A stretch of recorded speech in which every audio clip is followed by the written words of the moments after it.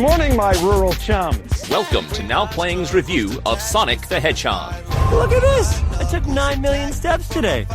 Part of Now Playing's video game movie review series. I was not expecting that. But I was expecting not to expect something, so it doesn't count. Hosted by Arnie. You are a weird little dude. Justin. Oh, this one is cute. Let's keep him. And Stuart. You are so cute. Me? No way.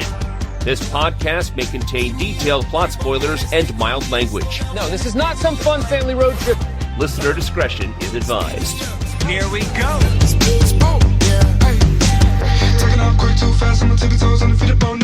Today we're discussing Knuckles, starring Idris Elba, Adam Paley, directed by Jeff Fowler, Get Right, Brandon Troust, Jerome Tacone, Carol Banker. This is Now Playing's resident knucklehead, Arnie. And Stuart. And this is the host that's against child abandonment, but just can't get enough of those sweet TJ Maxx deals, Justin. There are some good deals at TJ Maxx. I've bought my fair share of stuff there. Heck yeah. And one of many product placements. I mean, is that a product placement to say that a child was abandoned at TJ Maxx? Is just mentioning TJ Maxx enough to bring in some sponsorship dollars? Yeah, I think so. I think actually if you went to TJ Maxx, you could probably pick up spin-offs like this pretty cheap. This is, a placeholder? Something to keep us excited until we get the third Sonic movie. We're back in the video game retrospective, folks. I just want to point out it had been a hot minute. What was even the last thing we covered in there? Some weird Korean horror game. Taiwan. It was in Taiwan. I don't even remember what it was called. Yeah, vague memory of that, Stuart. I can't remember what it was called either.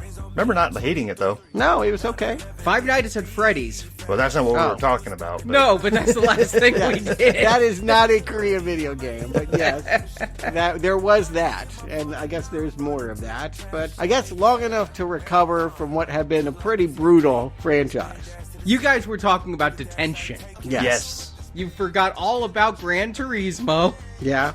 True. That's what the arcade does to your brain, man. You get through it and then you put it behind you. Put it in your rear view. Yeah, they're not recommends. I don't enjoy them. There's been a series of blah, at best blah, and at worst punishing films.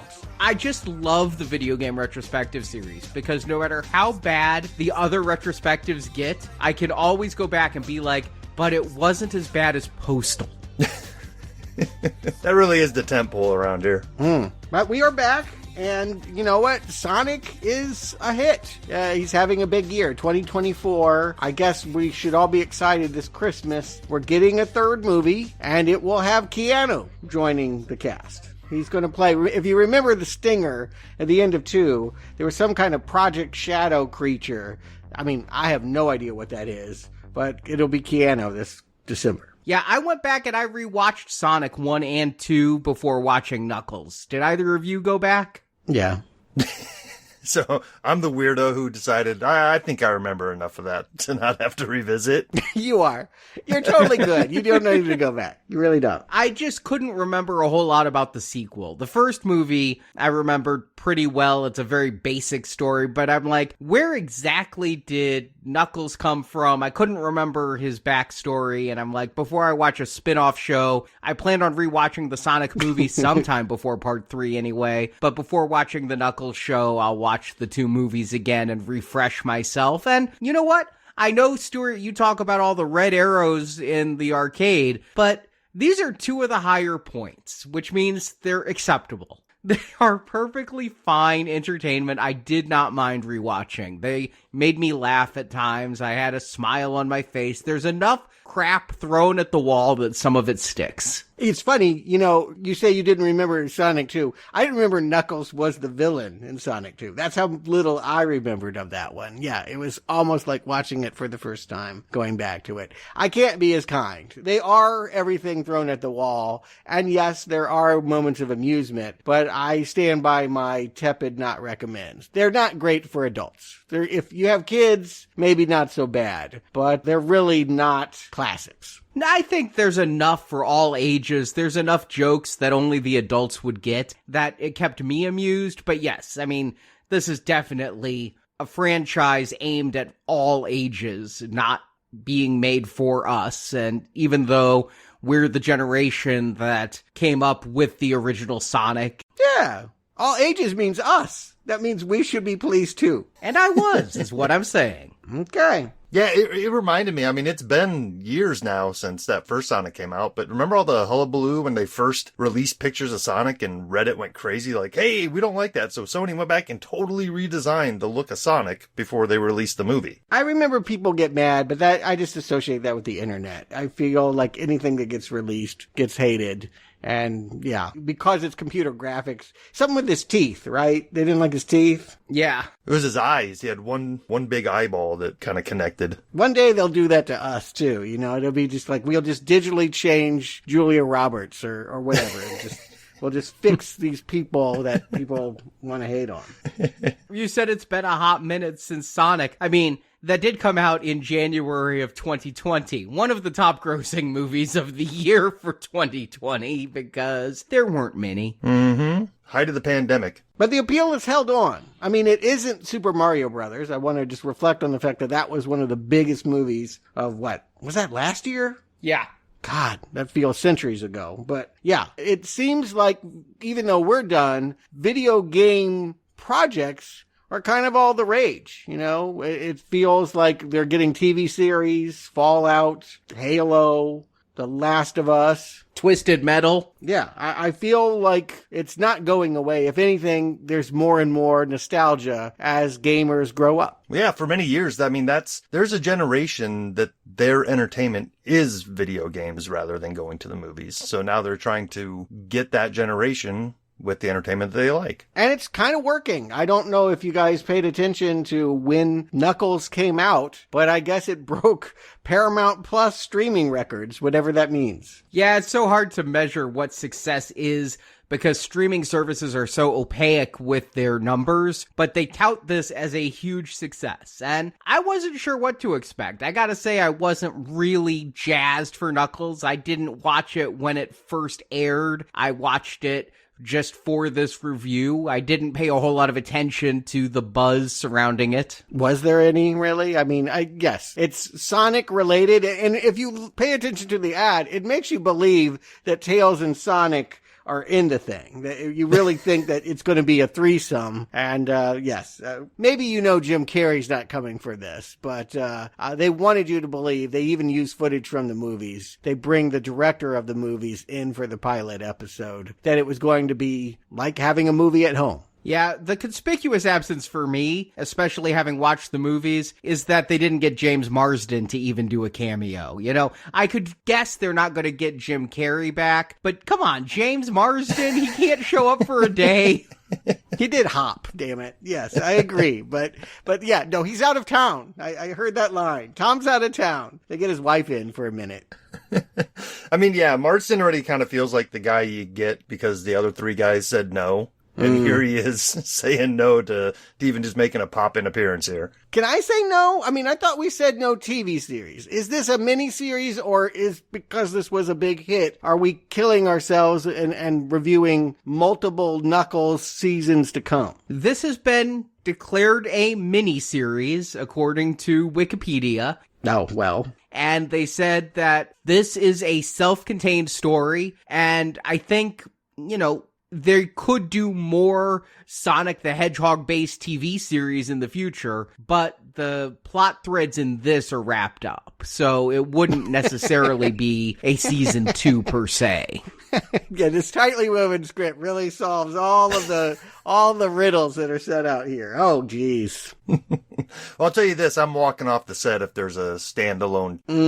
Yeah, well, there will be, right? That's the threat of success is, oh, okay, well, let's do more of that. I think, again, just when I thought I was out, video games are pulling me back in. Let me just say this. I have been watching all the news articles I can regarding Knuckles, because the day of recording, had I seen they announced a season 2, we would not be talking about Knuckles. Mm-hmm. Yeah, there's a reason we didn't cover it when it came out. Yeah, we were white knuckling it. I'm like, please don't let there be more. Or maybe we were wishing that there would be, because yes, we don't cover TV series here at Now Playing. We would have only covered this if it promised to end with these 6 half-hour episodes, which added up together are pretty much just a movie length. Yeah, long for a Sonic movie, although I thought part 2 was pretty long, running at 2 full hours. And here, we're running 2.5 hours if you skip the credits each time, the opening credits, which I found hard to skip. I like Scandal, but if you skip the opening and closing credits, you can get through this thing shorter than a Dune movie. I found them hard to skip because the Paramount Plus app is kind of wonky. I'd hit skip and it'd go, yeah, here's a minute into it, still playing The Warrior. You know you want to hear it. You don't want to miss the best part. But Arnie, tell them what happens in these 6 episodes. Space Echidna Knuckles, voiced by Idris Elba, is having trouble adjusting to his new life living on Earth, a roommate of Sonic the Hedgehog and Tails the Fox. He longs for his warrior life and seeks out a new challenge. Knuckles has a vision of Pachacamac, a dead Echidna leader voiced by Christopher Lloyd. Pachacamac tells Knuckles he must take on an apprentice and pass on his warrior knowledge. Knuckles settles upon hapless Green Valley deputy Wade Whipple, played by Adam Paley. Wade was recently dropped by his bowling partner Jack Sinclair. Wade wants to make it to Reno to play in a tournament against his absentee father, Pistol Pete Whipple, played by Carey Elways. Knuckles decides to train Wade while on a road trip to Reno. But the pair is hunted by a couple of rogue Guardian Units of Nations, or GUN, agents. They are trying to capture Knuckles so the Echidna's power can be taken by a mysterious inventor known only as the Buyer. Knuckles is captured, but Wade rescues the Echidna. The two then hide out at Wade's mother's house. The mother, Wendy, is played by Stockard Channing. At Wendy's house, Wade squabbles with his FBI agent sister Wanda, played by Edie Patterson. Bounty hunters attack Wendy's home. Though Knuckles and the Whipples fight off the first wave, Wade is captured by his former bowling partner, bounty hunter Jack. Using skills Knuckle taught him, Wade defeats Jack in a duel. Jack runs off, and Wade partners with Jack's new bowling partner, 8-year-old Susie Barnes, as Wade, Knuckles, Wanda, and Wendy head for Reno. When they reach the biggest little city in the world, Wade reunites with his father, Pistol Pete. Pete seems welcoming of the reunion with his son, but when Wade starts to do well in the bowling tournament, Pete sells his son out. Pete partners with the rogue gun agents to capture Knuckles, but Knuckles overpowers the agent. In the bowling finals, it's Wade versus his father Pete,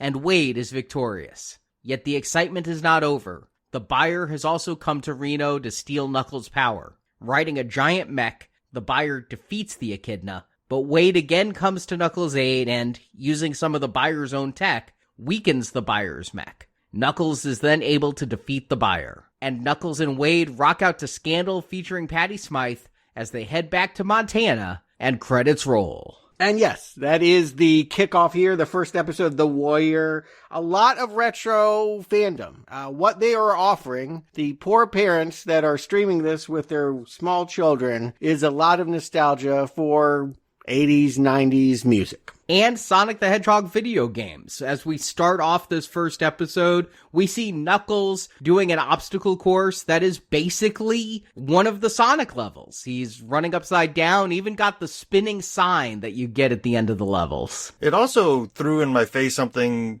nostalgic-wise that I just wasn't ready for being in that era yet, which was burning CD-ROMs. Like, I know I haven't done that in forever, but, like, they're putting these on screen like, hey, remember when we used to do this? It's like, oh, yeah, I guess that is long enough ago that some people are going to be kind of wistful about those days of making CD-ROM mixes. Yeah, Sonic is the 90s. That's what I'm hearing. And so anything that was associated with the 90s, the Warriors was what, 1985? I think it predates the 90s. But for the most part, there's a lot of 90s nostalgia here that they're milking. But is there nostalgia for Knuckles? I've already griped about the fact that I never played this character, never heard of this character. I like Idris Elba, but I'm sorry, this whole series feels like a referendum on Scrappy-Doo. We don't like arrogant, like humorless side characters that only want to put up their dukes and fight and have no sense of humor and don't get it. He's the wrong guy to follow. Why can't we just have a Sonic at home? Why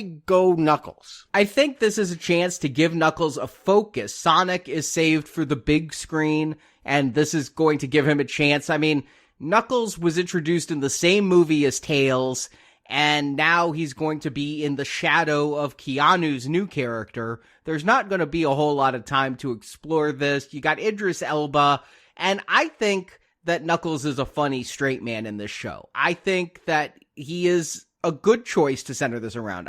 I do not want a Tails show. I do not want to focus on the fox and being so childish. I like that Knuckles gives us something different with his warrior background. And yeah, I played Sonic 3 back in the day. The first 3 Sonic the Hedgehogs I played hardcore. So I guess I did play against Knuckles, although it's been so long I don't really remember him that well. I know him mostly from the movie. You really love this stuff about him mistaking a construction crew for some kind of gang to beat up. And that, again, almost everything is about, I can't read the room, and so I'm always going to try to implement physical violence. That is every joke Knuckles offers. Scrappy-Doo. I know you hate Scrappy-Doo. I know you have some PTSD from childhood with Scrappy-Doo. Everyone does. No one liked him. I liked Scrappy-Doo when I was a kid. Oh, God. Jesus. Didn't they make him the villain in the live-action movie? Yep. Because everyone hated him so much? I mean, we haven't covered that series, but I guess we probably should. Shit, if we're doing Knuckles.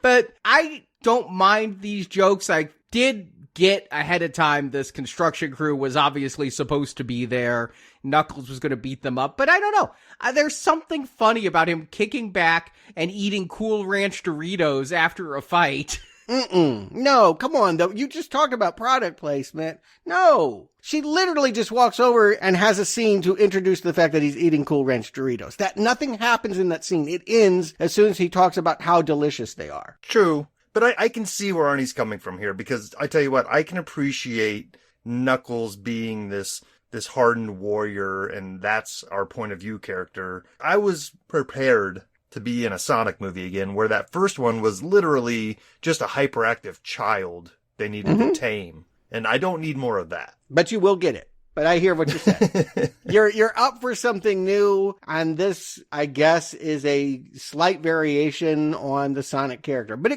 they could have just made it Sonic. It's not like, they can't get Jim Carey, but they could have gotten the actor that does the voice of Sonic. They could have just made a Sonic adventure at home. I guess, Arnie, what you're suggesting is that would spoil the incentive to go to the theaters this December. Yeah, although they do get Ben Schwartz here in the first episode only to be Sonic, because we are in that household with Sonic, Tails, and Knuckles all living with Tom and Maddie, and of course Tom is missing, as we already mentioned, but they got Tika Sumpter here in the first episode to reprise her role of Maddie. Yeah, I love that. She's like, you're grounded. I'm like, no, Tika, you're grounded. You're in Knuckles. Tom, yeah, he's out of town. I don't know where my husband is. He's doing a real movie, and I'm stuck here. He's doing 28 dresses or something like that. But I find it weird that these 3 anthropomorphic alien animals are being raised like the children of the Wachowskis, especially Knuckles, who is an accomplished warrior, not a Teenage Mutant Ninja Turtle. But that's obviously a reference. I was thinking about Alvin and the Chipmunks as well. It feels like this is what it is. It is the equivalent of, imagine projecting yourself into this household with superpowers. They are children, they need guidance, but they also have these, special qualities. And because Knuckles has no sense of humor, and his idea of fun is turning the den into some kind of gladiator pit where the mailman is forced to fight the dog. I don't know, so much gets dropped in this. But she says you're grounded, and the next thing you know, she's calling up Wade to try and put them together or something. Is that being grounded? I don't know, based on the movies, why anybody would call Wade. He is the most forgettable character. Talk about a character who will never get a spotlight on the big screen. You've got Wade. He's not in the third movie, or at least he's not listed in the credits. And you know it's bad when, like, I'm sitting here watching the thing going, Josh Gad could play this so much better. Yeah, he'll be out of town for the third movie. But yeah, this first episode, once again, going in blind, I'm like, oh yeah, this is what Sonic movies are. It's the fish out of water on Earth. We're not going to their world where it might be more fun, the mushroom realm or whatever. We're here on Earth so we can pretend to be part of this world for kids, I guess. But that once again was a disappointment to me that I forgot that I had with the first two movies. And they're buddy pictures. I mean, there so much of Sonic 1, less so Sonic 2, was about, this hedgehog meeting a human that he liked and finding a home. So they're going to try and, if this is a spin-off with a supporting character that hasn't gotten much love, let's take that klutzy deputy that had a couple scenes in the movies and saddle him up with Idris. And even do a road trip. A big part of that first Sonic movie was the road trip with Tom and Sonic, and so we're going to make it a road trip series here. No problem with that. I like road trip movies. Yeah, I think it's a good storytelling engine for this. But I will say I'm impressed with the visuals in that they look as good as the Sonic movies, which isn't to say they're photoreal. They're a CGI version of Who Framed Roger Rabbit. Sonic has never looked like he really fits in with the surroundings that he's in. Maybe that old character model, Justin, you were talking about might have felt more real, less cartoonish. But I think that the animation of these three animals here is as good as in the films. Yeah, I mean, I think that's something that becomes apparent here is that I think we're in an era where special effects budgets for made for TV or made for streaming or meant to be direct to video, whatever this realm we're in is, are at the point where they can do just as good as they can for movies. It's just a matter of, do they want to put the time and effort into doing it? Yeah, effort. What a good word. What a good thing to consider here. Yes, I agree with you. Technically speaking, this movie looks more or less like the movies, or, some of the lesser scenes of the movies. It will have none of the epicness of, like, the finale of that part 2, which actually is the only part I recommend. Like, just watch Sonic 2 for when Carey gets into the giant robot thing. That was cool.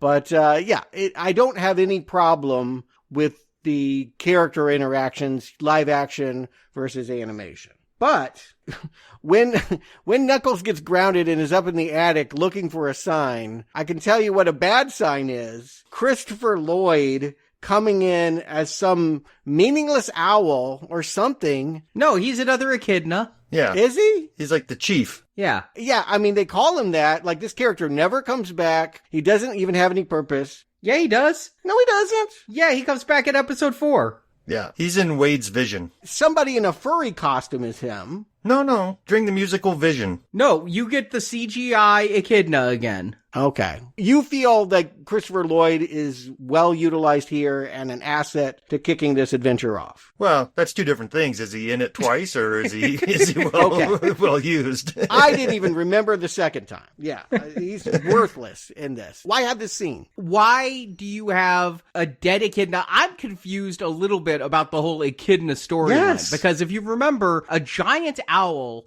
was raising Sonic. So we're supposed to think of the owl as a protector. But yet, what we are reminded of here is the giant owls wiped out the entire Echidna race, and Knuckles is the last surviving Echidna because of the owls. So are the owls evil? I'm confused about the whole owls. But why we get a vision of a dead Echidna twice in the series, and why Christopher Lloyd is doing that voice. No, this is a lame plot contrivance. We already had Tika Sumpter saying, I'm going to put Wade and you together. We didn't need the ghost of I thought he was an owl. You're telling me he doesn't look like, he's not red. Yeah, he's paler red. He's faded because he's older. Okay. If you say so. I was very confused as to what he was or why we needed him.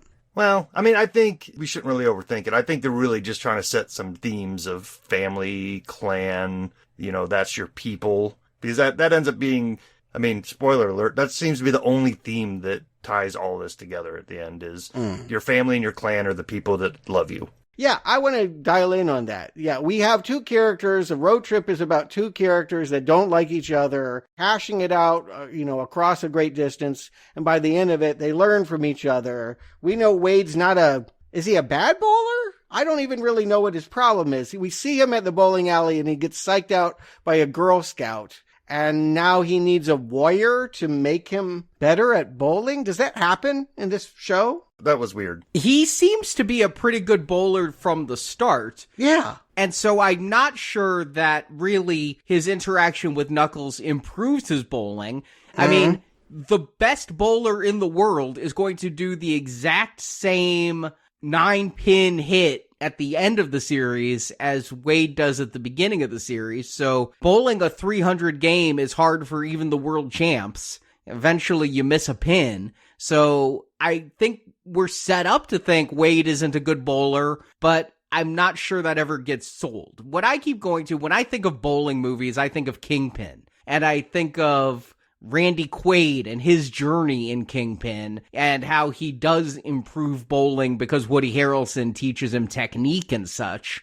I don't see Wade as, being a 120 scorer here in the beginning who's going to be scoring near 300 game at the end. I don't see that anything Knuckles teaches him applies to the bowling alley. Well, it doesn't. But what we're learning about Wade here is that he can't stick up for himself. He gets kicked off the team and replaced with a Girl Scout. What Knuckles is going to teach him is that he has to stick up for himself eventually. It's not about the bowling. It's about self-confidence. Exactly. One of those lessons that little children can cling on to. And Knuckles, in turn, doesn't feel connected to Earth. He's off doing his own thing. He doesn't seem to like being there. He's anxious. And hanging out with Wade, has he found home? Is this where he's going to be? I feel like this show, it's real basic, and yet it can't even make simple steps. Well, yeah, I mean, I think with Knuckles this isn't home, but he has no home to go back to. So he has lessons to learn as well. But if only. Again, I'm not trying to set a high bar here. I know this is a spin-off of a video game movie series I haven't liked very much. I'm trying to be as gracious as I can, and this thing is failing at every turn. I don't know if you're being as gracious as you can. I mean, I don't think you're giving this a lot of grace here. It's not any good. I mean, I can't because everything here is bad. I will admit that the plot setup is weak. However, I'm enjoying the vibe of the show, when they start hitting the road and Wade is trying to come up with a nickname for Knuckles, Knuckington Bear, Sir Knucksalot, Knuckles Cage. I'm laughing. I'm finding this amusing. Nuck, who's there? Come on. Yeah, and I guess once again, I'll split the difference here. I'm not hating this. I'm not finding any deeper meaning that I can, sink my teeth into and, find out more about myself by watching this. But at the same time, I'm chuckling every once in a while. Okay, I mean, I'm not trying to take away a good time for someone else. I'm here to tell you I'm completely bored, and that will not change.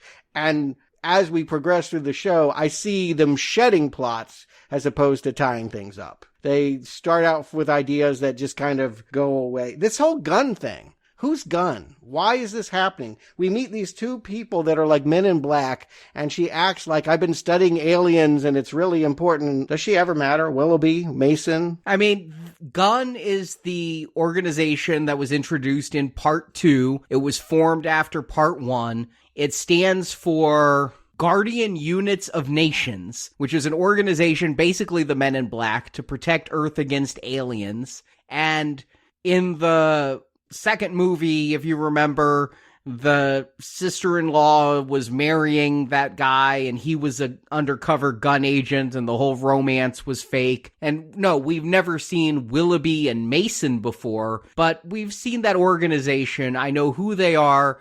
And when I see that these two are rogue gun agents, I know who the bad guy is going to be in this series. It's pretty clean. Yeah, I'm not confused about that. They're mugging it up. What I'm saying is she'll end up taking him to an abandoned ski lodge and say, I've been studying you and I don't know why. I don't know why any of that happens. I mean, I remember the gun agents, not these two particularly, but I remember the organization from before. But the question I'm having now is Dr. Robotnik presumed dead? Are we supposed to be surprised when we go to the theater to watch 3 if Jim Carrey's in the movie? Jim Carrey is in the 3rd movie, and I imagine there's no way that they could convince him to do this series. I guess what I'm saying narratively, I feel like they were kind of acting like Dr. Robotnik's dead in this world. Yeah, they think he's dead after part 2, and keep in mind, Jim Carrey had announced his retirement. He might have actually been dead after part 2 because they said they weren't going to recast the role. They'd find a new villain if they couldn't get Jim Carrey to come out of retirement for part 3. So,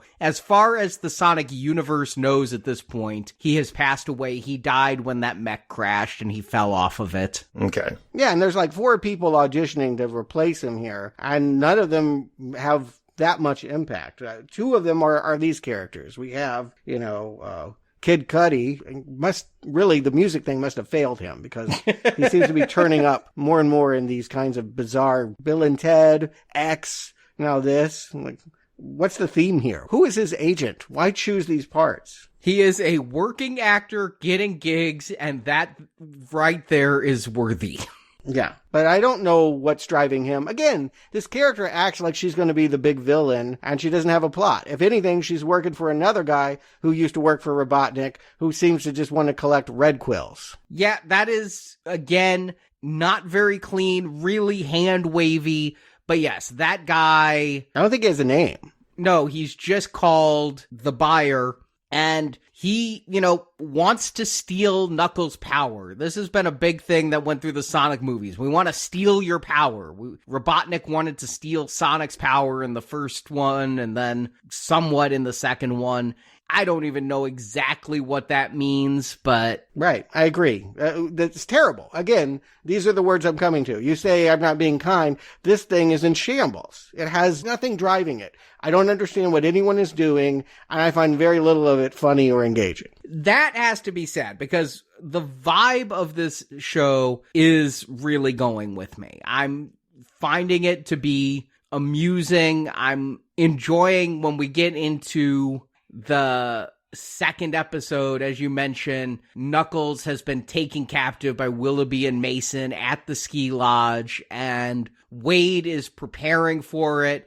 You get I Need a Hero playing, way overused, but in this context, I think it works. We're having the fantasy of the rescue where he's like this James Bond agent. If you're not enjoying the humor of this, then yes, there's nothing here for you.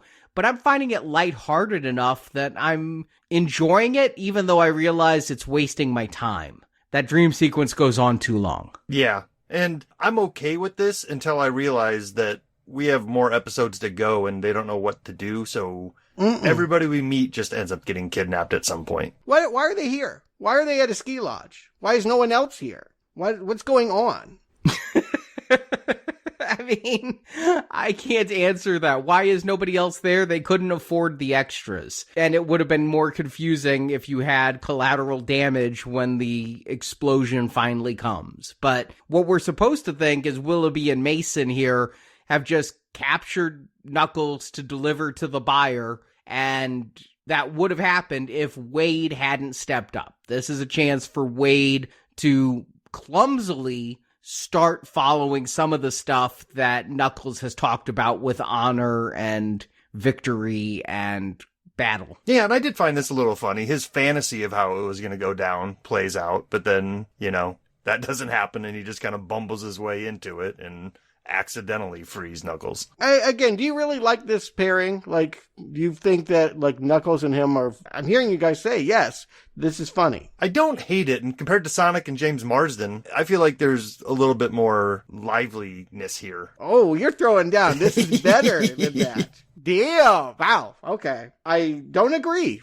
And I'll say I came into this literally dreading watching this, okay? I'd seen the trailers.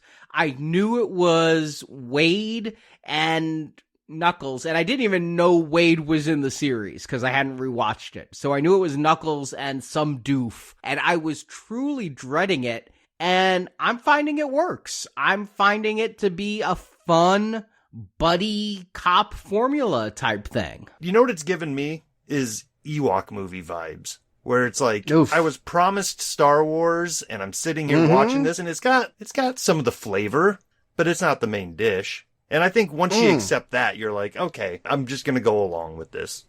So just to clarify that statement, do you not hate the Ewok movies with a burning passion? Oh, I did as a kid, but now as an adult, I can look back and be like, oh, that was quaint. That's how you work around with no budget. Yeah, I actually was going to fully agree with you. This is like watching the Ewok movies. This is exactly like that. I'll tell you what, though, Stuart. I've been kind of going with this show for 2 episodes. Episode 3, though, is where I start to realize this should have been a 90-minute made for Paramount Plus movie and did not need to be a series. They did not have enough ideas for a series. They're really stretching things out. I thought the fantasy sequence went on too long in episode 2. Episode 3, I watched this in 2 nights. After episode 3, I had to just turn this off and then come back the next night for episode 4, because episode 3, all this stuff we're talking about, what is the plot? The plug gets pulled out completely, and suddenly we are with Knuckles and Wade at Wade's mother's house, and they're pretty fine with a space echidna just showing up on their doorstep. I think the most shocking thing here is seeing Stockard Channing again. Yeah, I mean, I don't know what to say. Like, in some ways, she's the best actor here. Right? She's a pro. She's doing a Jewish joke, asking if Knuckles is Jewish.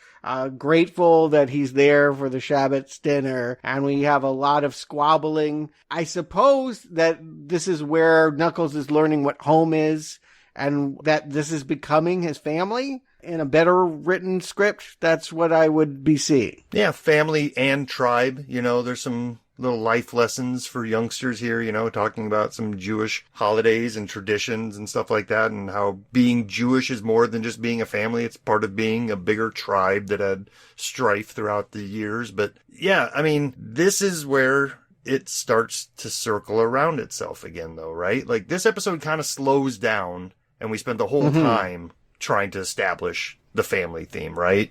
To be fair, they are hiding. We were told at the end of the second episode, all of a sudden, just over the radio, because they're headbanging to scorpions and eating more Cool Ranch Doritos or whatever. And suddenly they just find out that the FBI wants them. I have no idea why. The FBI is not Gunn, and Gunn was acting alone. But suddenly they're just most wanted, but only for this next episode, and then that goes away too. It just means that 4 heavies suddenly know where they are and think they can get a $10,000 reward for Wade. Too little too late for this episode. There is so much of Wade arguing with his sister, and I get having strife with adult siblings, but this sister Wanda is so petty and so unfunny, childish. I was kind of disappointed because this actress is in The Righteous Gemstones, and she plays almost the exact same character, but she's playing against 2 petty brothers, and it's in much smaller doses, so it works better there, with better writing, obviously.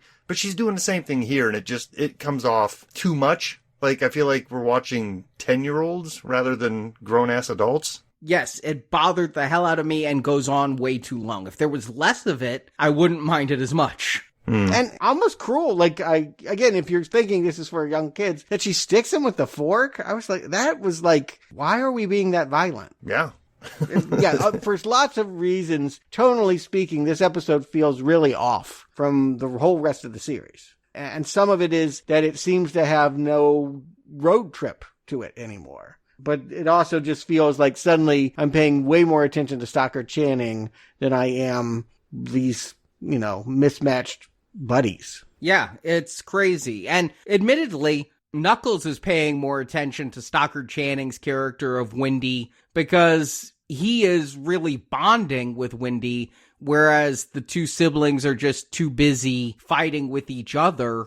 But we do get some insight into Wade's character. We get to see his bedroom. He has Teenage Mutant Ninja Turtle bed sheets. Now, I don't know about you guys, but before every episode of this, I was shown a trailer for a new Paramount Plus Teenage Mutant Ninja Turtle series coming out in August. So I'm thinking there's yet another product placement, as well as I'm guessing those are all Paramount-owned pictures on the wall, all of those different movie posters. Yeah, I did a rundown. Yes, Beavis and Butthead and Addams Family and Big Lebowski. I guess that's the bowling reference. They should be ashamed trying to pass this off as a Coen Brothers project. But yeah, you see lots of ideas about what they might be grasping for here. And it's sad. I don't really see in this moment, again, how does Wade become more like a warrior? He hides behind a cardboard cutout of an American gladiator while Mom and Knuckles have the fight with the bounty hunters. Giving compliments where I can for this shitty episode, I do like this fight with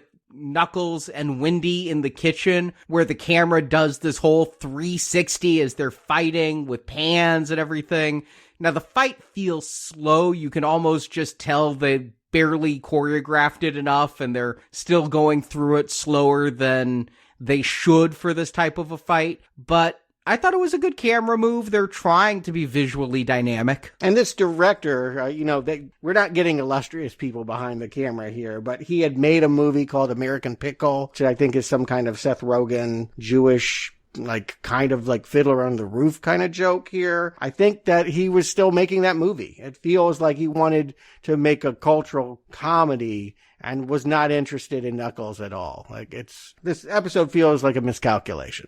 Yeah, well, it feels like filler. Arnie already hit it on the head where this feels like they might have had enough story to go with a 90-minute movie, but now we're sitting here needing to fill out 6 episodes to make it a season. Yeah, I don't know why the sister, if she does, have a turn. Why she ends up liking him. I guess maybe because of what happens in episode 4? She never really ends up liking him. She's still kind of mean to him when they finally get to Reno, so I don't see that as evolving. I think that's supposed to be a running gag, is that the sister is so mean, and yet we see in this fight, the sister herself is completely incompetent as an FBI agent, and Wade is the one showing up, but she never respects him for it, I don't think. Well, she's following him to Reno, which in of itself means she's cheering for him. I think she stands up during the tournament. So there's some kind of turn. We are supposed to see that this is a family that has been broken apart because Dad left them at a TJ Maxx. Or maybe this is just all a litany of people that have paid to have their products marketed in an all-ages, highly streamed Paramount Plus show. It's starting to look more like the latter. But if we're trying to track a plot here, I think we're supposed to see that this family is coming together. And some of that is because this coward man baby in episode 4 gets a chain around his ankle, dragged down the road, and is suddenly being hauled in by his best friend, the bowling team champion who didn't pick him for Reno. Yeah, Jack, the bounty hunter. And this episode makes it feel like you can see the budget constraints. We couldn't afford to have Knuckles in every episode, so let's have a fairly Knuckles-free episode so we can give the CGI animators a week off. I also think that Julian Barrett is supposed to be our Jim Carrey. We couldn't get Jim Carrey, but this is the big comedic over-the-top performance. I think, help me out with this, I think he's doing a take on Dog the Bounty Hunter with the gloves and all of that stuff. I'm not really tracking it, but I know that this actor had success in England being on a comedy show called The Mighty Boosh. And probably people across the pond would recognize him as being somewhat like Jim Carrey in his comic stylings. Yeah, and that's a good call. That's kind of his forte, is the rubbery face comedy type of thing. Yeah. He's not bad, but I don't know what else to say. This is a bad role. Yeah. Yeah, you talk about bringing in directors, though, and the director of this episode is Jorma Taccone, which is a member of the Lonely Island, the Andy Samberg group of people who did all the digital shorts. Dick in a Box, right? Yeah. Jizz in My Pants, I'm on a Boat. He also was the director of MacGruber and director of Popstar, Never Stop, Never Stopping, the Andy Samberg film. So you bring him in if you want a musical number, I think, because that was what the digital shorts really centered around. Plus, he had the Michael Bolton connection from Lonely Island. Off to Tortuga. I'm not sure I'm following all of this. You guys know a lot more about Saturday Night Live than I do. I patted myself on the back for even knowing Dick in a Box, but none of the rest of it do I know what you're talking about. But yes, this inexplicably becomes sort of a Michel Gondry, almost like musical, in which we have Sonic kind of scenes done with wires and practical effects and stop motion. Why, though? I don't get it. He's thrown in an electric cage, and the shock of it causes him to have this dream or this parallel alternative universe where he finally understands Knuckles. Someone explain to me. It's his vision quest, right? This is his, growing into a warrior moment. And this is where Christopher Lloyd comes back as Pachacamac. Yeah. To give him this vision. He's the one narrating it. There's the whole thing. It helped me know how to pronounce Pachacamac because Wade can't say it. And so they go through it and finally give it syllable by syllable. But isn't Jack in an owl costume and a guitar doing that? I'm confused. No, this whole thing is a fever dream. Yeah, but I don't remember Christopher Lloyd's character in this. I just remember the Mighty Boosh. Oh. He's basically, he's behind the desk at the bowling alley. He would be the guy you get your shoes from. Oh, right. Okay. All right. You have reminded me. But again, you're not really paying attention to that because, again, this is a musical number in which Knuckles is telling him how he got his greatest power. And maybe if I had ever played a Knuckles video game, I would understand what the hell is being conveyed here. But what's happening here? I had to watch this rock opera twice because I realized I was just kind of going along with it without paying full attention to the lyrics. Sung by Michael Bolton, by the way. They call that out. They have Michael Bolton here to do the singing. Possibly the biggest name associated with this since they couldn't get James Marsden. And it's just the tale of Knuckles realizing that his power isn't punching, but that it's perseverance. Oh, God.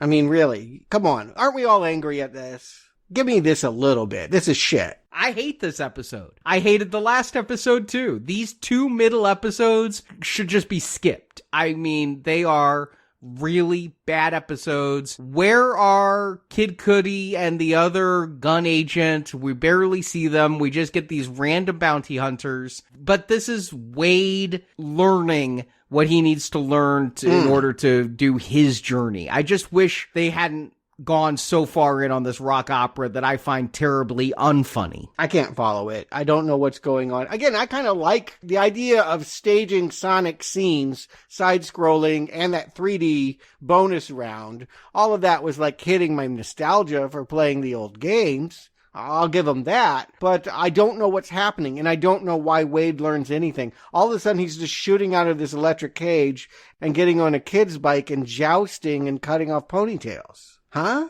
What? Yeah. The biggest problem here is it's filler. Like, all of these episodes, especially these last two, are just fine, but only you need 5 minutes of each of them, not 29 minutes of each of them. This is where you're really starting to feel the weight of this being a TV series. Because not only does the rock musical end, we learned that he didn't learn his lesson, so we go back into it. There's two parts to that. And I still don't know what the lesson is. The episode is called The Flames of Disaster, and that's some kind of power move that you can do in the video game, I assume. Maybe. Yeah, I mean, I guess the lesson is that somebody's not always going to be there to save your ass. You got to do it yourself.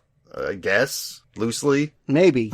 Sure. Whatever. Doesn't matter. Let's move on. Yeah, I mean, we have the jousting with Jack, and Jack runs away, never to be seen again, and now what is terribly underplayed is that this bowling competition is doubles, and Wade was going without a partner, or maybe, I mean, he points out that Knuckles has no fingers, so he can't bowl, he can't put the fingers in the holes, and so he needs a bowling partner, and he's going to team up with this 8-year-old girl who was going with Jack and her parents, I'm happy to say. I'm glad her parents are there, or else that thing would have been really weird. Yeah, where is the thing? It's this mess where we can't even establish what is... This should be about Knuckles and Wade, right? You're right. What happened to Knuckles? I feel like, particularly in episode 4, he's not there. And once it's all about the bowling stuff, he's not there. So what is he learning? How is he contributing? Yeah, these are basics. This is not me nitpicking about this is not working, this is not working. This whole thing is a shambles. These episodes are bad, and I can't believe they literally stopped the rock opera in the middle so that the fire demon can talk about how great Facebook Marketplace is for shopping. I mean, it's forehead slappingly bad, and I'm really ready to red arrow the whole series after episode 4. But we're only 2/3 of the way in. We still have 2 more episodes to go.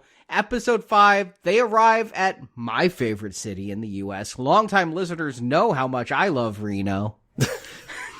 Yeah, I you know what? I don't even really like Vegas, so like Reno definitely doesn't do it for me. But I guess it fits in the idea that this is a wonky world where, you know, in Reno, this bowling competition is the Super Bowl, right? That's how it's coming off. And they roll into Reno with the song from Office Space, "Damn It Feels Good to Be a Gangster." I kind of liked that. I did not know there was a clean version of that. I was listening real hard for what they were replacing the N-bomb with, because I was like, wait, what? No, this is a kid's show. You can't. Oh, okay.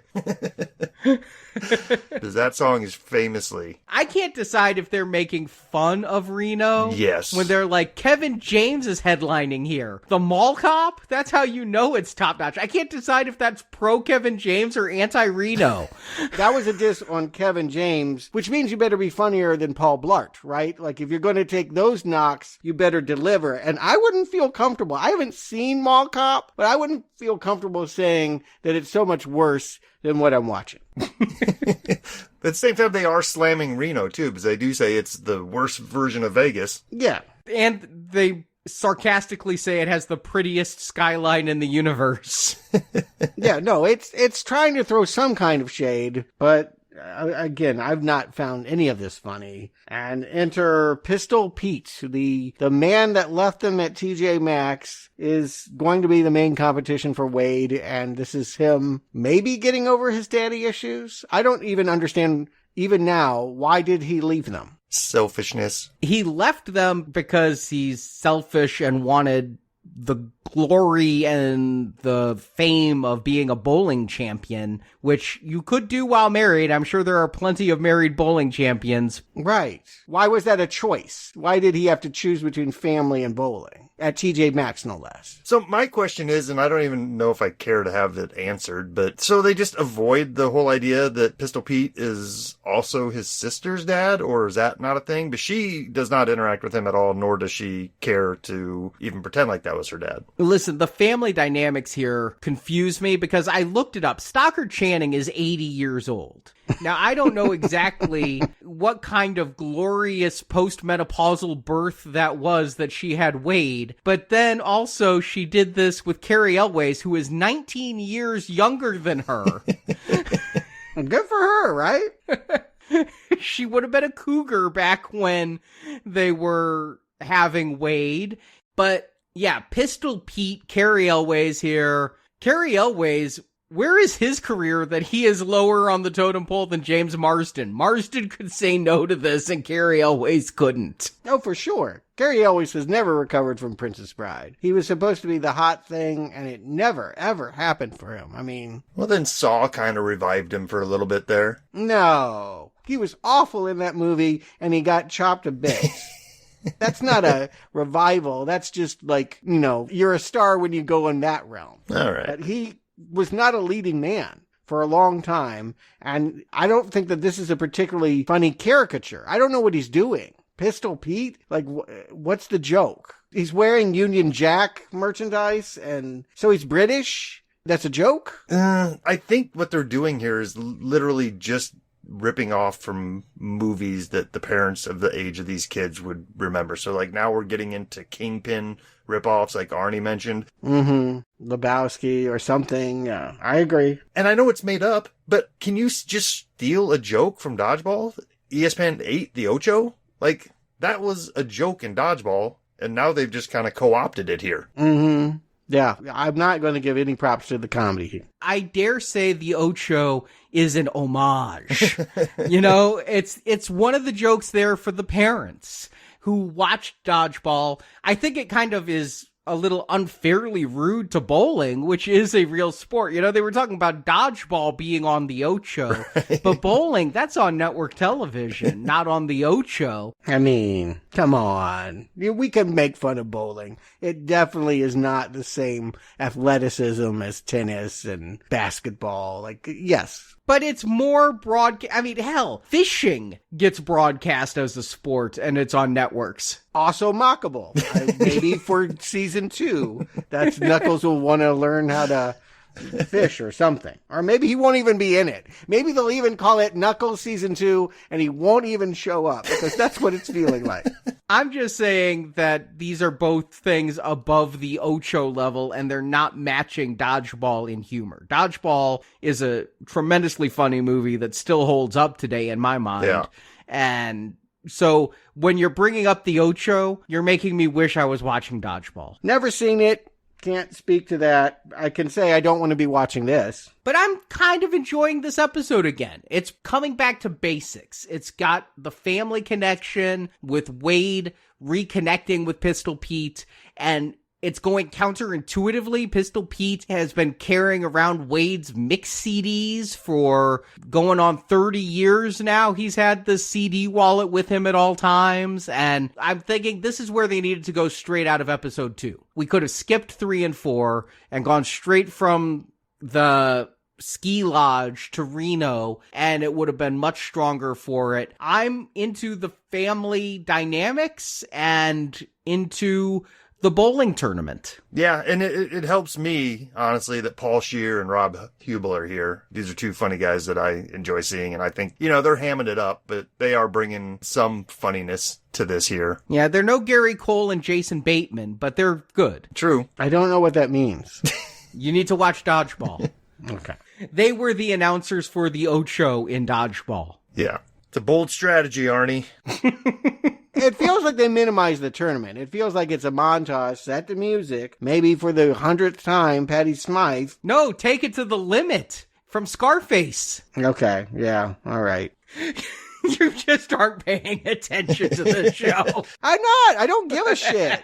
I really don't. I'm barely able to hang on to this. I don't care. Well, because it does get confusing. I mean, is the climax the reconciling with the dad? Is it winning the bowling tournament? Oh, wait, it's right. Neither. It's we're going to resolve those in the next episode, and then there's still 15 minutes left. Oh, yeah, we forgot about a totally other plot that's going on in the background. Willoughby and Mason have, we heard them grumbling in episode 2 that if they don't deliver Knuckles, they're going to be in trouble with the buyer. And they get dragged there, and we'll find out that he works for Robotnik, that he designed some of those egg drones we saw in the Cool movies.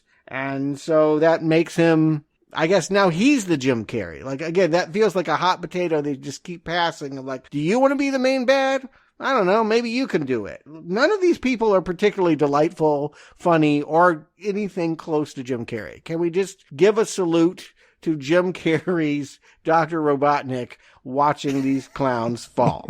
Yeah, Jim Carrey is the high point of the 2 Sonic movies for me. I think he's really at his game as Robotnik. I'm looking forward to seeing him again in Sonic 3. And yes, the problem is they were never able to make Wade and Knuckles a unit. And so we've got 2 separate movies going on. We've got the sports movie, like Kingpin, that is ending in a bowling tournament. And then you've got the Sonic movie with Knuckles, where you have to have a giant mech. And so it really does feel like I'm channel flipping between 2 different things. I'm channel flipping between Dodgeball and Sonic the Hedgehog. Or the end of Spider-Man 2.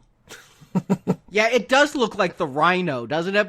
Doesn't it? Yeah, it is. I put that in my notes. I'm like, oh my God, it's the Rhino with whips. Mm-hmm, with the Hound. That gun is teaming up with Dad to get Knuckles. I don't quite get, but I guess if they capture the sister and the mother, that will force Wade to throw the tournament. Dad is worried that son will beat him, so he wants him to drop out. But does anyone think that Knuckles can't handle these clowns? Does anyone think that by Wade putting him on the elevator, he's, condemned him? You know what? I actually was emotionally invested in that scene. When Wade betrays Knuckles, I'm like, no, don't do it. Give him some kind of sign. Let him know you've come all this way. I saw this as a character step backwards, and I felt bad. Knuckles got betrayed so many times in Sonic 2. I was tired of seeing Knuckles get betrayed. I didn't want it to happen to the Echidna yet again. But did I miss something? Did they set up the fact that they were listening to each other? Like, shouldn't there have been like a scene back at his house where like they held on to walkie-talkies, like, oh, my old best friend and I used to talk on these walkie-talkies all the time, or some spy gadget or something? Like, I'm still not sure how Knuckles knew what the plan was. They sort of did when Knuckles was feeding lines to Wade when Wade was afraid to talk to his dad. And they did that Cyrano de Bergerac thing. Oh, yep, okay. And there was the ear pod in and they were listening. But yeah, I guess that was the only setup we have, is that they did it then. And I guess that means Knuckles has been listening the entire time since. Yeah, and let's dial into that. So Wade is having a problem reconnecting with his dad, and Knuckles is the one that's going to talk him through it? And what world was he the smart one with the saying the right thing? That wasn't even his character. But that's the joke, is that he says the wrong thing and you get Wade saying all these strange things. That's the funny part. No, he wasn't saying the wrong things, and then he gets distracted by a furry walking by, because there's a furry contest, and what he's saying to the furry is what Wade says. It was mascots. They weren't furries, but... What are mascots but furries? I mean, that is... Your mind is going to some filthy place, but mascots are furries. You get what I'm saying. Knuckles was never the guy to be Cyrano de Bergerac, and this thing is just grabbing at anything. Again, it doesn't even seem to care its references anymore. Whatever they can stick in here, it's shoddy. I'm finding some of these scenes, like when Wade is delivering Knuckles' stilted lines, I thought that was amusing. I think Carey always is amusing enough in his broad caricature. I'm understanding that there's problems here, but this episode has me back in the vibe. And 5 and 6 is basically a 2-part episode, because as you mentioned, Wade puts Knuckles in the elevator to go to a trap, and then at the start of episode 6, we find out that, Knuckles was listening the whole time, and does something with rings that gets rid of the gun agents, and we never see them again. I did wince when the sister dislocates her own thumb, and it's, off to the side. She refuses to let Wade take off her handcuffs. She's going to dislocate her thumb because that's what the FBI taught her. That thumb is at such a bad angle that I did have my sphincter close up a little bit. No, again, that felt almost too violent. Again, as they scramble around for tone, the things that she's doing, you mentioned, what was it? Mighty Gemstones is what she's on? Yeah. Yeah, the Righteous Gemstones. Yeah, I feel like she is, in a different show. And what she's doing is not fitting in with the rest of it. But yeah, we quickly clear that up, and we have to zip up the bowling tournament, which I guess is important again. I wasn't really sure if that was the main thing. And then if you pause it right after Wade wins the bowling tournament, you're like, wait, there's still more time to go here. What are we still doing here? Yeah, again, I'm thinking of this as a sports movie. I'm thinking of it as Kingpin, because Kingpin is a road trip movie where they're going to the bowling tournament, and then, I'm not going to spoil the ending of that one, but it's different from this one. And I think the movie is over once the bowling tournament is done, but yeah, we have to have a big action scene. The bowling is a climax enough for me, but for the youngins in the room, you're going to want the Rhino. No, you're going to want Knuckles, because guess what? This thing is called Knuckles. Again, I'm going to ask one more time. How did anything that they did on the road get Wade to win the tournament? Oh, that's not rhetorical. Yeah, I don't know. It doesn't line up. Yeah, right? Yeah, it doesn't. Like, so we have to do something with him because he can't cheer Wade on for him doing the thing that he never taught him. But we get to see that Wade is again a hero, although it's not a huge character moment because he did rescue Knuckles in episode 2, but he has to rescue Knuckles again here by throwing bowling balls, which is what Knuckles said he'd teach him to do, is throw bowling balls. Well, he's got these power gloves and is going to throw bowling balls at the mech. Yep, that's what happens. Again, I gave a compliment. The one thing you can say about like Sonic 2 in particular is that you can see the money at the end. That there is a spectacle to watching the big robot mech fight. Whereas this is, maybe good for TV. Like, we'll look at them pulling out an extra $5 million to do this. If the buyer had been set up better, if the buyer had mattered at all, maybe if there hadn't been the gun agents, and if it had just been the buyer all the time, and now the buyer was here at the end, it would matter more, but it feels so random the way it is. Mm-hmm. Yeah, I mean, so much so that I was kind of joking around, but like, I totally forgot that there was another issue going on. I totally forgot that the buyer was still after Knuckles. Mm-hmm. Maybe that's the adult in me trying to make the connection with, the bowling tournament. So that's, Wade finally being able to release himself from feeling like he was abandoned because he wasn't good enough by his father, which wasn't on screen. That was me reading into it, But no, we get this CGI fest that, even though it looks decent, it feels like it only took place on one single street corner. Like, they didn't even move around Reno. It did. Yeah, that's what I mean. No one's going to be like super wowed by this. Only in the context of, this is looking better for this show, but it doesn't compare to the movies. This scene does not, no. The overall animation of Knuckles is fine, but yeah, this feels cheap at the end and obligatory. Mm-hmm. And we'll give Stockard Channing a moment because Pete, even though he didn't win the bowling tournament, is going to try to steal the trophy. So Stockard Channing finally gets to punch out her old lover. Oh, yeah. More violence. Again, I've liked her the best out of all of it. So I'm glad that she's kind of gets the final note here. All of a sudden, they're frozen in high five and playing Salt and Pepper. What that references and why that would be funny, I'll never know. But let's get this over with. Yeah, because Wade has been going on about his jam CDs throughout the entire series, and finally Knuckles finds his jam, as we've heard The Warrior 6 times now because it's the opening credits music, but now Knuckles finally hears it for the first time, and it is his jam. But is this show your jam? Do you recommend? I'm not even going to ask Stuart. Justin, do you recommend Knuckles? Justin. What I think this did is, while it's trying to reach back and make me feel nostalgic for things, I think what it made me feel nostalgic for was a time when there was a good delineation between this is our A product and this is our off-brand B product that we don't care much about. Because nowadays, that off-brand B product has some A-list stars attached to it for some reason, And it used to be back in the day, if we got, I bring up the Ewok movies again. None of the main cast. I'm not even sure if Warwick Davis showed up for that, but I mean, think about any cartoon versions of popular television shows.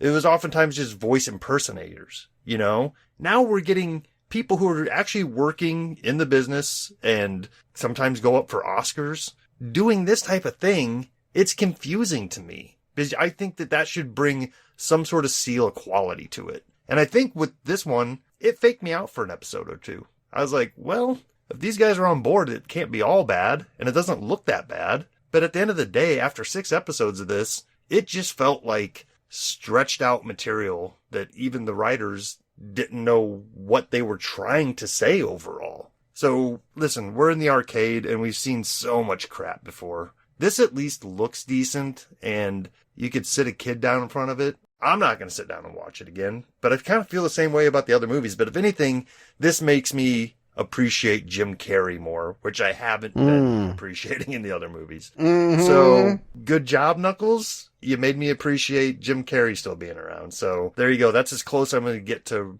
recommending this. Is if you want to appreciate the movies a little bit more than you already do, give this a watch. But other than that, no, you can skip this. Stuart. I mean, I am here, right? I need to say something. and made me watch this. So yes, I have thoughts, and most of them are about the Sonic movies at this point. You know, you say that Jim Carrey was the best thing at the top of his game. He was the best and the cringiest thing about Sonic, right? There was a pain. Jim Carrey might have been the best thing in the Sonic movie, but that wasn't Jim Carrey at his best. And it was sort of cringy to see him 20 years beyond doing that in children's entertainment, even though ultimately we appreciated that he did the effort. Because what happens when you don't try? What happens when you just walk through? You get Knuckles, a project where absolutely nobody cares. Everyone is sailing through this, giving minimal effort, barely. I mean, again, why did Idris Elba do this? He could go DJ in Berlin and make what he made off of this silly, meaningless show. And you should know, like, here's the thing. I did not grow up with kids' entertainment. I watched adult things when I was a kid. I don't have a lot of nostalgia for it. But you knew, like, when you went to the video store and you were like, oh, this looks like Gremlins, and you bring it home and it's Munchie. And that's what this is. This is, or as you say, Justin, this is, oh, I think I'm getting Star Wars, and I got, Caravan of Courage. This is not the same thing. You told me it was, you lied to me, and even a child would know that the Emperor has no clothes. Even a child would know that the fun of the Sonic movies, and I think it's sparing, is completely devoid. You know when, like, Spielberg's name was on something, but it was Harry and the Hendersons, or Batteries Not Included. And this thing pretends to be what you liked, and is not. It is garbage, and you're right to not want to watch it. It's trash. Well, I will be the lone voice of dissent. After that scathing not recommend, I feel embarrassed to stand here and say, I laughed. I found it funny. And that's all I wanted out of this, was some amusement. After rewatching the first two Sonic movies and realizing those are also extraordinarily narratively flawed, but amusing. In large part to Jim Carrey, but not only Jim Carrey. I did find the anthropomorphized animals to be amusing in their own way. And here, I like Knuckles. I think he was a fun character to put this around because of his stilted line deliveries. And I think Idris Elba is a gem for this series. Wow, a gem. Come on now. A gem. A gem. That's partially a pun because he's protecting the giant emerald, but... Okay, all right. Really, I want to hear you say it one more time. Idris Elba is good in this. He made you laugh. Yes, he made me laugh.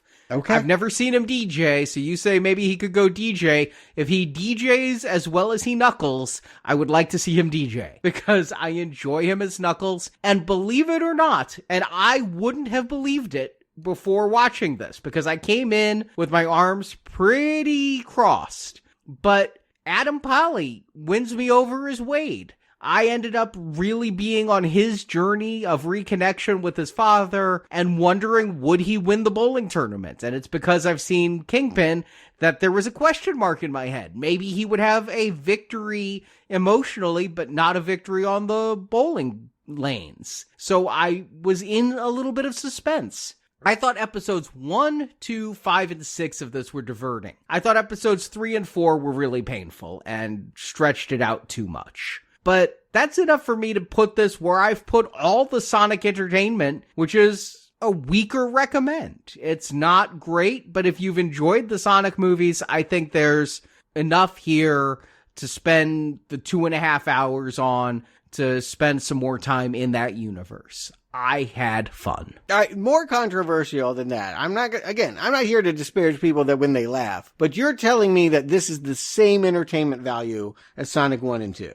You're going to get the same good time. That is not true. You're lying to people. No, I got the same enjoyment of humor. There's no Jim Carrey here to steal the show. It's more spread out, but I probably had the same number of laughs during the series as I had during either of the Sonic movies. Wow. So no, I don't think I'm lying to people. Wow. That's amazing. this is such a drop in quality. Episodes 3 and 4 are painful, and those are why I really hemmed and hawed on the recommend, was 3 and 4. But 1, 2, 5, and 6... I enjoyed so much more than I thought I would. Clearly. How? I'm almost marveled at your ability to, it makes me want you to watch other children's entertainment and just see if you would like Zach and Cody's Sweet Life. That show wasn't bad. Apparently not. Yeah. Probably better than this. For me, it suffers from what so many streaming shows suffer for, and I already said it, is they just need to stretch. You know what I'm saying? Like, if this was edited down to a 90-minute movie, it could have been better. I wouldn't say it would be an automatic recommend for me, but there's so much fluff in here that it's hard to overlook that. Yeah, I'm never going to watch this again, but I do wish for a fan edit that would take out a lot of 3 and 4 and put this down at 90 minutes. I think, as you say, you could just literally skip 3 and 4. You could literally just go 1, 2, and they're at Reno. Like, there's nothing really that, I guess you'd wonder who Stockard Channing is. But other than that, I don't see the value other than time extension. All right, well, then maybe things will keep going our way. Maybe we've had a turn in the video game series. We're going back to it. That's all I know. This weekend, after 2 years of sitting on a shelf, Eli Roth's and some other, I think Alan Smithy might have shot half of this. Borderlands is here. I don't know much about these games, but I'm starting to play them in preparation so that I have some background. But hey, the cast looks good. Cate Blanchett, Kevin Hart, Jack Black, Jamie Lee Curtis. I'm with you. It should be a whole lot better than I'm feeling it's going to be. I know it based on its style alone. It has this cool kind of comic book cel-shaded live action look to it, and that's enough to get me interested. In the meantime, I'm always interested in falling into M. Night's traps, and he's got a new one. Something about a pop singer that got a serial, what if Taylor Swift's era concert also had a serial killer at it? Is, I guess, the hook. What's funny is when I first saw the trailer, I thought it might be another concert movie, the way that trailer starts. I'm like, well, Beyonce did it, T Swift did it, who's doing it now? M. Night's daughter. What a twist. So yes, that'll be available for our donors this Friday. So thank you for listening to Now Playing. We're not going to make this over 90 minutes because that's what Knuckles should have been. So I'm just going to sign off with thanking you for listening. And until next time, game over.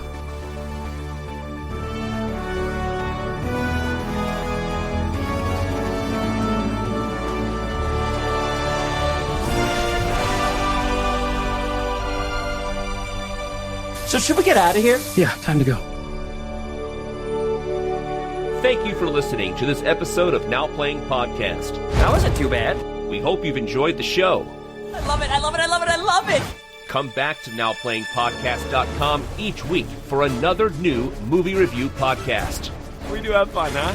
Also at our site, you can find hundreds of other movie reviews, including Star Wars, A Nightmare on Elm Street, Independence Day, the Avengers films, Back to the Future, Batman, Superman, The Fast and the Furious, and more.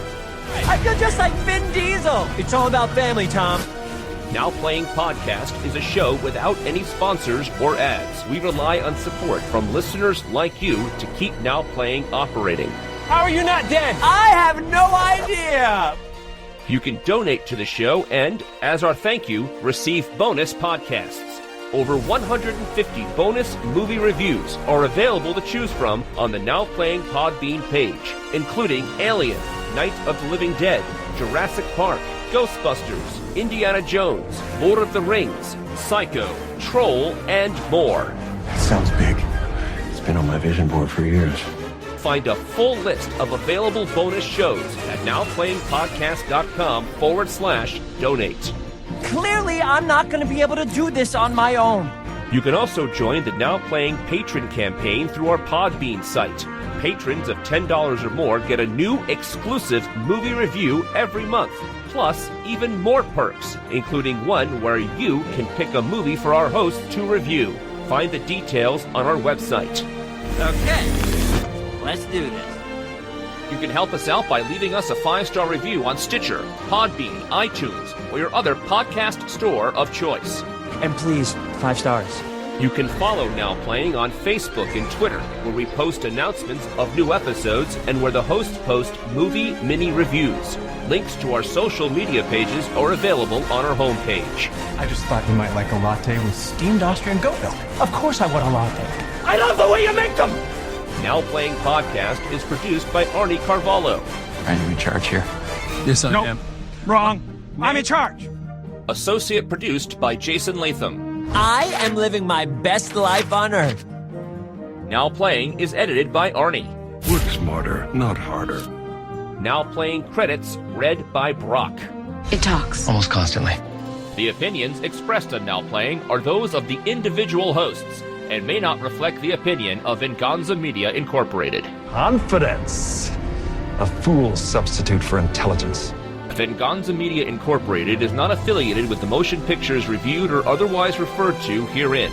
All movie clips and music included in this podcast are the intellectual property of their respective copyright holders. They are included here for the purpose of review and no infringement is intended. You'll never catch me. Now Playing Podcast is an exclusive trademark of Venganza Media Incorporated and may not be used without the expressed written permission of Venganza Media Incorporated. All rights reserved. Give me a big, fat break! Now Playing is a Venganza Media production, copyright 2024, and no part of this show may be reproduced, repurposed, or redistributed without the written permission of Venganza Media Incorporated. All rights reserved.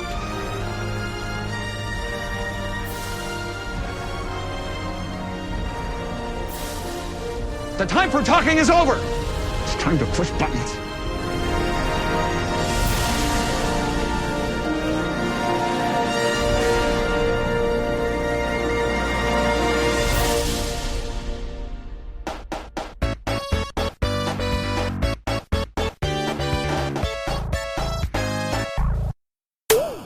And Knuckles and Wade rock out to Scandal featuring Patti Smith. Smythe. And Knuckles and Wade rock out to Scandal featuring Patti Smythe. Patti Smith would have been an interesting choice. No, not Patti Smith. I always get them confused. Yeah, not until you hear their music. Why was that a choice? Why did he have to choose between family and bowling? Mm-hmm. At TJ Maxx, no less. I feel like we should be getting money for mentioning TJ Maxx at this point. You know what? I'd rather talk about TJ Maxx. I will give it a greener arrow than this. Are you a Maxinista? Is that a thing?